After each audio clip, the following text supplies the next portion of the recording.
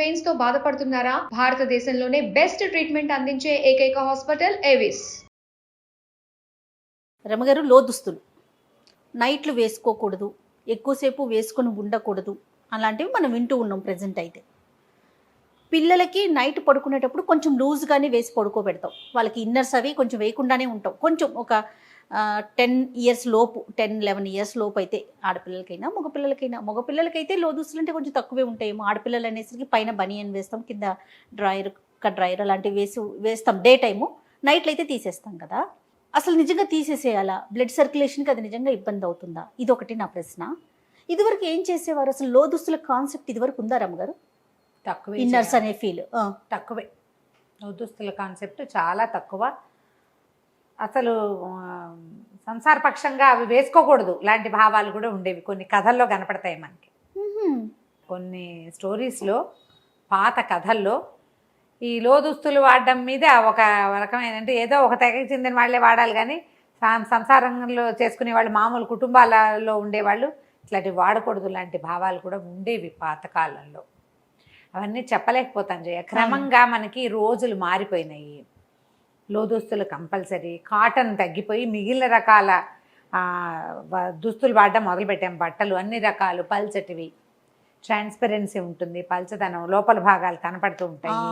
కనపడకుండా ఉండటానికి, కవర్ చేయడానికి మొదలుపెట్టినవి క్రమంగా అదొక ఫ్యాషన్, స్టైలు, ఒక ట్రెండ్ వేరే రకంగా మారిపోయినాయి. ఇంకా రకరకాల అందులో వైర్స్ ఉన్నవి, ఎక్కువ బాగా బాగుండేవి, ప్యాడెడ్ అని క్లెన్లీనెస్ కోసం మొదలుపెట్టింది, లేదా ట్రాన్స్పరెన్సీని కవర్ చేసుకోవడానికి మొదలుపెట్టింది.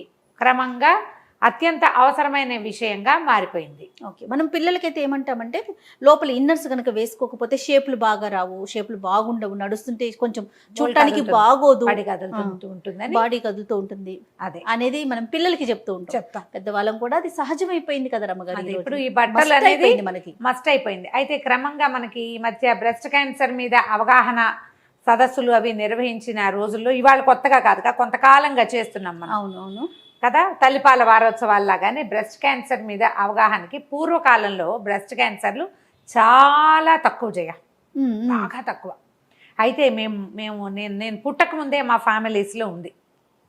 నాకంటే కనీసం ఒక 4 ఏళ్ల ముందు, 3-4 సంవత్సరాల క్రితం మా పెద్దమ్మ ఒక ఆవిడకి బ్రెస్ట్ క్యాన్సర్ వచ్చింది. పాప ఆవిడ గతించింది కూడా. చాలా ఇబ్బంది అయింది. వీళ్ళు అది ఇదని ఫలానా అని కూడా తెలుసుకోవాలి. పిల్లవాడి తల తగిలింది పాలు తాగేటప్పుడు, అదేదో గడ్డగా అయ్యిందని భావించారు. క్రమంగా అది విపరీతమైపోయింది. వాళ్ళిద్దరు సిస్టర్స్, మా పెద్దమ్మలు. చిన్న ఆవిడ గతించారు. చాలా హెల్దీ, చాలా బాగుండేవారు, పెద్ద జుట్టు, చాలా బాగుండేవారు, చక్కగా ఉండేవారు మనిషి. 5-6 పిల్లల తర్వాత మామూలుగా ఏమనుకుంటామంటే, మనం పాలిచ్చిన తల్లులకి క్యాన్సర్ ముప్పు తక్కువగా ఉంటుందన్న ఒక ఐడియా కూడా ఉంటుంది. తల్లి పాలిచ్చిన తల్లులకి క్యాన్సర్ ముప్పు తక్కువగా ఉంటుందని ఇదివరకటి వినేవాళ్ళం. అవును చెప్పేవాళ్ళు. అందుకని పిల్లలకి పాలు ఇవ్వడం మస్ట్. 1-2 ఏళ్ళు పాలిచ్చిన తర్వాత ఇంకొక సంతానం కలిగితే మళ్ళీ చివరి దాకా, ఆఖరి పిల్లలు 3-4 ఏళ్ల దాకా ఫీడింగ్లో ఉండేవాళ్ళు. అదొక పంథా ఉండేది. వాళ్ళకి ఇది రాదని ఒక భావన ఉండేది. కానీ మా పెద్దమ్మ విషయంలో ఆవిడకి 6 సంతానం తర్వాత కనపడింది. 6వ అబ్బాయి అప్పుడు. ఆవిడ పోయాక మా ఇంకో పెద్దమ్మ, ఆవిడ మాత్రం ఆ రోజుల్లో రేడియేషన్ కరెంటు పెట్టడం అనేవాళ్ళు చేయ, దాని పేరు అదే. చాలా ఏళ్ళ దాకా మేము తర్వాత తెలుసుకున్నాం అది రేడియేషన్ ఇచ్చి ఉంటారు అని. కరెంటు పెట్టించుకున్నారు ఆవిడ, ట్రీట్ చేయించారు ఆవిడకి. ఆవిడ చాలా సంవత్సరాలు, మా ఇంకో పెద్దమ్మ, రావంజ పెద్దమ్మ అంటే, ఆవిడ చాలా సంవత్సరాలు చక్కగా హెల్దీగా జీవించారు. ఆవిడకి ఏం ప్రాబ్లం రాలేదు. ఈ 2 కేసులు తప్ప ఇంకా అసలు మేము ఎవరిని వినలేదు. ఇటీవల కాలంలో మన సర్కిల్స్లో, క్లోజ్ విసినిటీ, మన పక్కిళ్లలో ఒక సహజమైన విషయంగా బ్రెస్ట్ క్యాన్సర్ కనపడుతోంది. దీనికి కారణము మాకు తెలిసిన ఒక డాక్టర్ మేడం ఎప్పుడో కబుర్లు చెప్పుకున్నప్పుడు ఆవిడ ఏం చెప్పారంటే, అసలు పిల్లలే లేరు ఇప్పుడు, ఫీడింగు లేదు. తర్వాత విపరీతంగా మనం టైట్గా ఉండే బట్టలు వేసుకోవటం, మన బ్లౌజులు, ఆడవాళ్ళ దుస్తులు కారణం అవుతున్నాయి ఒకటి. తర్వాత ఇంకా మనకి కార్సినోజెనిక్ ఐటమ్స్ మనకి చాలా ఉన్నాయి. అన్నీ ప్రతి వస్తువు క్యాన్సర్ కారకంగానే ఉంటుంది. చెప్పలేకపోతున్నాం మనం. అవును ఫలానా ఇదే కారణము అని వాళ్ళు కూడా చెప్పలేరు. ఇవి కారణాలుగా ఉన్నాయి అని మనం చాలా రకాల సదస్సుల్లో, పేపర్స్లో న్యూస్ల్లో చూస్తూ ఉంటాం. డాక్టర్స్ ఏదైనా ఒక సందర్భంలో ఒక డాక్టర్ మేడం ఎవరైనా మాట్లాడినప్పుడు మనం వింటుంటే ఇవి క్యాన్సర్ కారణం కావచ్చు అని. ఆ కావచ్చులో ఇన్నర్స్ కూడా ఉన్నాయి. ఆ క్లారిటీ ఉంది ఖచ్చితంగా. ఈ ఇన్నర్స్ని తాత్కాలికంగా మనం బయటికి వెళ్ళేటప్పుడు మాత్రం వాడి ఇంట్లో ఉన్నప్పుడు వేసుకోకుండా ఉండడం చాలా మంచిది. మనకి భారతీయ చర్మానికి, భారతీయుల శరీర తత్వానికి గాలి కావాలి. గాలాడుతూ ఉండాలి మన బట్టలు. మనం చీర అందుకు కట్టుకుంటాం, వదులుగా ఉంటుంది చీర. గమనించండి, ఇప్పుడు మనం చూస్తున్నాం 9 స్టెప్పులు పెట్టి ఇట్లా టైట్గా కట్టుకుంటారు. అసలు ఆ చీరలో పిల్లలు రోబోల్లాగా కదులుతారు. నేను కదిలేటప్పుడు ఎప్పుడైనా నీకు అట్లా కనిపించిందా? ఫ్రీగా కదిలేలాగా కట్టుకోవాలి. టైట్గా బ్లౌజు ఇలా జబ్బల దగ్గర ఇలా పట్టుకుని ఉండిపోయేలాగా టపటపలాడుతూ బ్లౌజులు. తర్వాత ఏమో చీరని బిగువుగా కట్టేసుకోవటము మన సిస్టమ్ కాదు. మనకి ఏదైనా ఒక పని మనం చేస్తున్నాము, పురాతన కాలం నుంచి చేస్తున్నాము అంటే మీరు దయచేసి గమనించండి. పాత వాటిని నేను సమర్థించడము, కొత్త వాటిని తెగనాడటము నా ఉద్దేశం కాదు. క్లియర్గా చెప్తున్నాను ఈ మాట. పాత పద్ధతులన్నీ కూడా మనకి శరీరానికి సౌఖ్యము, ఆరోగ్యాన్ని చేకూర్చే వ్యవహారాలుగానే ఉన్నాయి. మగవాళ్ళు ఎప్పుడు ధవతలు, లుంగీలు, పంచలే ధరించేవాళ్ళు. మన పెద్దవాళ్ళు మన వాతావరణ పరిస్థితులకి, మన ఆరోగ్యానికి, మన శరీర ధర్మానికి తగిన విధంగానే అన్ని రూపొందించారు. అంతే కదా రమ్మగారు? కదా, అవును కదా. ఇప్పుడు అందులో మగవారికి ఏంటి, వాళ్ళకి శరీరం వేడెక్కిపోకూడదు. అందుకని ప్యాంట్లు మనవి కాదు, లుంగీలు పంచలు కట్టుకునేవారు. గాలి తగులుతూ ఉండాలి, చల్లగా ఉండాలి బాడీ. తర్వాత చొక్కాలు, ఇళ్లలో ఉన్నప్పుడు బట్టలు చొక్కాలు వేసుకోకపోవటమే. మీరు పాతకాలం పెద్దవాళ్ళని చూస్తే ఇంట్లో ఉంటే బన్నీలు టీషర్ట్లు వేసుకోరు. అవును, బయటకు వెళ్ళి ఎవరైనా వచ్చినప్పుడు వేసుకుంటారు. చాలా మంది ఊళ్ళల్లో పెద్దవాళ్ళు భుజం మీద ఒక కండువా వేసుకుని తిరుగుతూ ఉంటారు, చొక్కా కూడా ఉండదు. అది కరెక్ట్. ఇప్పుడు ఎవరు చేస్తారు ఆ పని? ఎవరైనా పై చొక్కా లేకుండా కనబడితే వాళ్ళు సభ్యత లేని వాళ్ళుగా తోస్తారు. మనకి సభ్యత లేదు వాళ్ళకి. ఇప్పుడు ఆడవాళ్ళ దుస్తులు ఏమైనా ఇది వరకు చీరలు కట్టాం, చిన్నపిల్లలకి ఓ పరికిని ఓ జాకెట్టు వేసేవాళ్ళు. ఇన్నర్సు అంత మస్ట్ కాదు, చిన్నపిల్లలకి అంత మస్ట్ కాదు. ఏదో చిన్న లాగు, గాలాడే కాళ్ళున్న లాగులే. ఈ కట్టుండే ఏమంటారు ప్యాంటీస్ అప్పుడు ఉండేవి కాదు. అంత క్లోజ్గా ఉండకూడదు. ఈ క్లోజ్గా ఉండవలసిన సమయాలు కేవలం పీరియడ్స్లోనూ అప్పుడు మాత్రమే. అదర్వైజ్ కొంచెం లూజ్గా ఉన్నవే ఉండేవే వాడుకోవాలి. ఇది వరకు పద్ధతి అది. అది ఎందుకు చెప్పేవాళ్ళు అంటే, ఎందుకు అప్పుడు ఇవి లేవు కదా, ఈ పరిస్థితులు లేవు.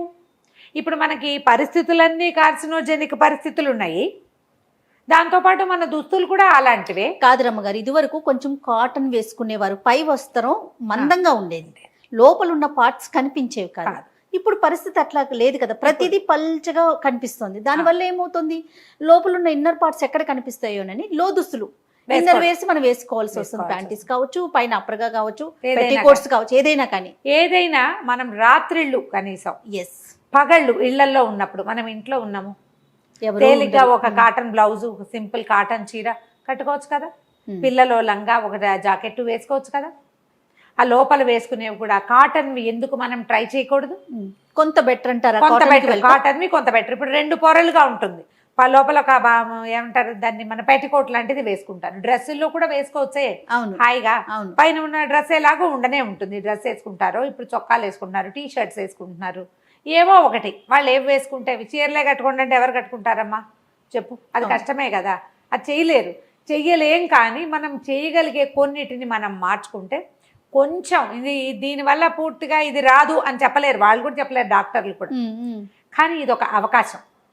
నైట్ మాత్రం మాక్సిమం లూజ్గా వదులుగా ఉండేవే కానీ గాలి ఆడేవి వేసుకోవాలి. కానీ ఇన్నర్స్ టైట్గా ఉండేవి, లోపల భాగాల్ని బిగువుగా పట్టి ఉంచేవి, కదలికలకి వీలు లేకుండా ఎలాస్టిక్ ఒరుసుకుపోయేలాగా ఇలా వేసుకోవద్దు. ఇట్లా వేసుకోకూడదు. పిల్లలకి వేయబోకండి. చిన్నపిల్లల్లో కూడా ఇవాళ రేపు చాలా రకాల సమస్యలు కనపడుతున్నాయి.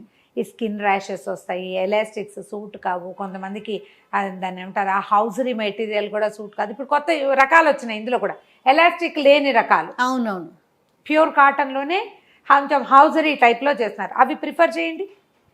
1కి 2 వేసుకుంటే అంత కదలిక కనపడకుండా ఉంటుంది. ఎలా ఉందో దాని పదార్థం తాలూకు వైశాల్యము అది కనిపించకుండా ఉంటుంది, సరిపోతుంది. అలా చేయొచ్చు. ఈవెన్ పెద్దవాళ్ళు కూడా అది ప్రిఫర్ చేయొచ్చు. ఇది వరకు ఏం చేసేవాళ్ళు, ఏదో కాటన్ చెప్తుంది, రవికలు వేసుకునేవాళ్ళు. రవిక అంటే ఐడియా ఉందా మీకు? ముడి వేసుకునేవాళ్ళు. బ్లౌజులకి హుక్స్ ఉండేవి కాదు, క్రాస్ బెల్ట్ ఉండేది కాదు బ్లౌజ్కి. ఫ్రంటా బ్యాక్? ఫ్రంటే. బ్యాక్ ముడేమో శకుంతల నాటి కాలం నాటివి. ఓకే. తనవల్కలం అనేవాళ్ళు దాన్ని. వెనకాల ఇంకొకళ్ళు ముడేయాలి, రెండో వాళ్ళు సహాయం చేసేవి. పాతకాలం ఎప్పటిదో పూర్వకాలపు గాథల్లో తనవల్కలము ఒక వస్త్రాన్ని ఫ్రంట్ నుంచి బ్యాక్కి తీసుకెళ్ళి వెనకాల వీటి మీద ముడేయటం, ట్రై చేసేవాళ్ళు. అది పాతది.